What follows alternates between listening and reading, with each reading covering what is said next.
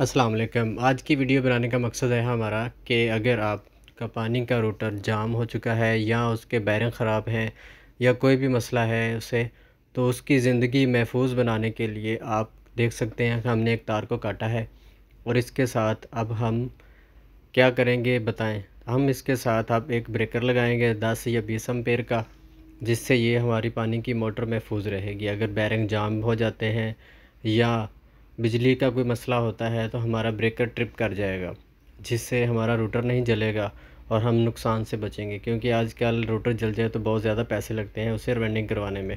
तो अभी हम खोल कर इसे चेक करेंगे कि रूटर जाम तो नहीं, क्या बैरिंग इसके जाम हो गए हैं या मसला कोई मिसाल। ये देखिए अभी हमने चेक किया तो ये रूटर जाम था। तो अगर हम ब्रेकर ना लगाते और इसे चलाते तो रूटर जल जाता। अब इसे हम खोलेंगे और देखेंगे कि कौन सा बैरिंग ख़राब है। बैरिंग को तब्दील करेंगे, उसके बाद हम इसे चलाएंगे। ब्रेकर लगाने की वजह से हमारा रूटर जलने से महफूज रहा और ब्रेकर का यही फ़ायदा है, और ब्रेकर ट्रिप हो गया जलने से।